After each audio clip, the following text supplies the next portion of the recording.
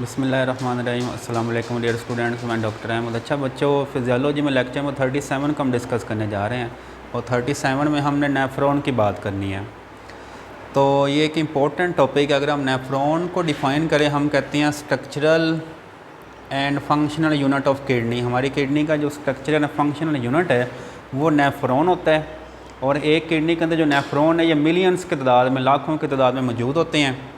Nephron की अगर हम लेंथ की बात करें, ये सारा एक नेफ्रॉन है, तो इसकी यहाँ से लेके यहाँ तक जो लेंथ बनती है वो बनती है 45 से 65 मिलीमीटर तक बनती है। नेफ्रॉन के टाइप्स की बात करें, हमारे पास दो तरह के नेफ्रॉन होती हैं। एक को हम कॉर्टिकल नेफ्रॉन कहते हैं, दूसरे को हम जक्स्टा मेडुलरी नेफ्रॉन कहते हैं। उनके नाम से ज़ाहिर है।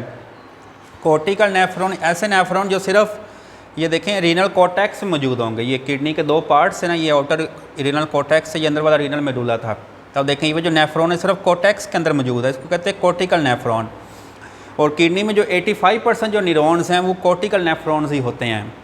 लेकिन इसकी जो दूसरी टाइप है जो 15% होते हैं, इन कहते हैं जक्स्टा मेडुलरी नेफ्रॉन। का देखें इन नेफ्रॉन, ये देखें ये रीनल कॉर्टेक्स से स्टार्ट हो रहे हैं, लेकिन इनका देखें ये जो लूप है जिसको लूप ऑफ हेनले कहते हैं, वो नीचे डीप कहाँ पे आ रहा है, वो ये देखें रीनल मेडुला के अंदर आ रहा है। तो इनका जो लूप है वो कहाँ पे आ रहा है, इस तरह रीनल मेडुला में आ रहा है।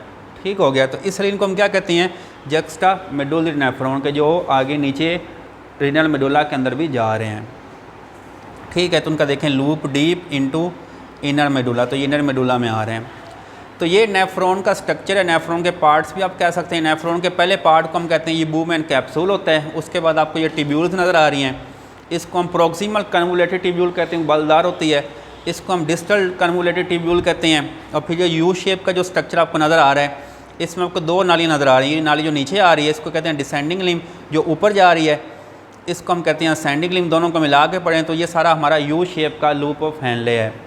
और एंड पे देखें ये आपको एक नाली नज़र आ रही है, इस नाली को हम कलेक्टिंग डक्ट कहते हैं। तो ये सारा नेफ्रॉन का स्ट्रक्चर है।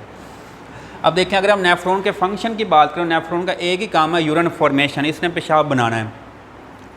अब ये यूरिन फॉर्मेशन होती है 3 स्टेप में कंप्लीट होती है। पहले स्टेप को फिल्ट्रेशन कहते हैं, दूसरे स्टेप में रीअब्जॉर्प्शन होती है, तीसरे स्टेप में सिक्रीशन होती है। अब इन तमाम स्टेप को 1 बाय 1 देखते हैं।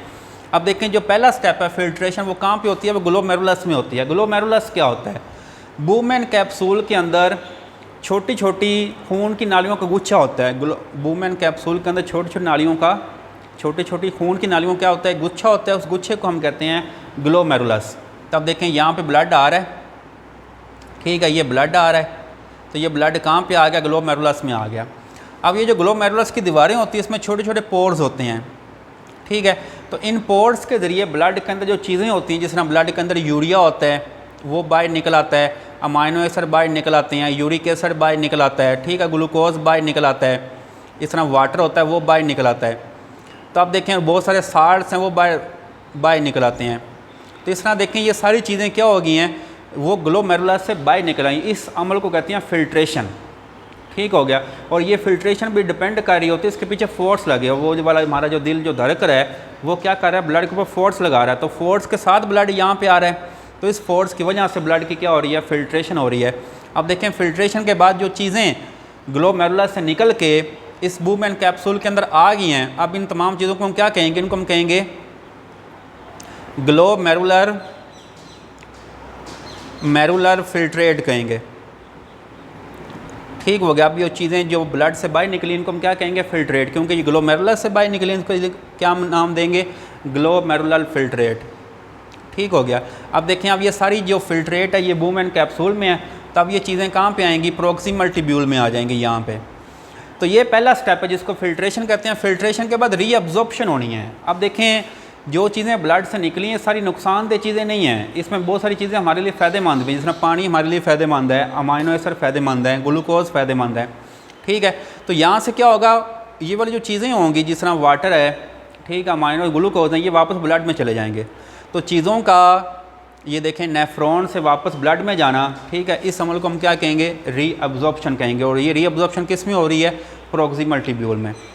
तब देखें प्रोक्सिमल ट्यूब्यूल के बाद जो फिल्ट्रेट हमारा यहाँ पे आ जाएगा, लूप ऑफ हेनले में आएगा, इसको हम यूरिन कहेंगे, क्योंकि इसके अंदर सारा वो वाटर और सारा वेस्ट मटेरियल है जिसको हम यूरिन कह रहे हैं। तो अब देखें यूरिन पहले डिसेंडिंग लिम्ब में आएगा, उसके बाद असेंडिंग लिम्ब में आएगा, असेंडिंग लिम्ब के बाद वो कहाँ पे आएगा, डिस्टल ट्यूब्यूल में। अच्छा, अभी भी बहुत सारी चीज़ें ब्लड के अंदर ऐसी हैं जो फिल्ट्रेट नहीं हुई, ठीक हो गया। तो अब क्या होता है, अब वो चीज़ें ब्लड से डायरेक्ट, अब देखें ये फ़र्ज़ करें ब्लड वेसल है, इसके अंदर ब्लड है, तो ये चीज़ें ब्लड से डायरेक्ट कहाँ पे आ रही हैं, इस फिल्ट्रेट के अंदर आ रही हैं। तो चीज़ों का नेफ्रॉन से ब्लड में जाना रीअब्जॉर्प्शन कहलाता है, और चीज़ों का ब्लड से वापस नेफ्रॉन में आना, इस अमल को कहते हैं सिक्रेशन। तो आप ये कह सकते हैं रीअब्जॉर्प्शन और सिक्रेशन एक दूसरे के उल्ट होते हैं, ठीक हो गया।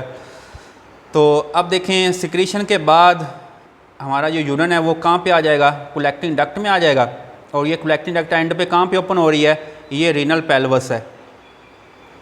तो रीनल पेल्वस में ओपन हो रही है, तो यूरिन सारा कहाँ पे इकट्ठा हो रहा है, रीनल पेल्वस में। रीनल पेल्वस से आगे यूरिन कहाँ पे जा रहा है, यूरेटर में, और यूरेटर से आगे कहाँ पे जा रहा है, यूरिनी ब्लैडर में, यूरिनी ब्लैडर से आगे यूरिथ्रा में, फिर यूरिथ्रा ओरिफिस के जरिए बॉडी से बाहर। तो ये सारा नेफ्रॉन का फंक्शन है, इसका काम है यूरिन फॉर्मेशन। ये यूरिन फॉर्मेशन 3 स्टेप में कंप्लीट हो रही है।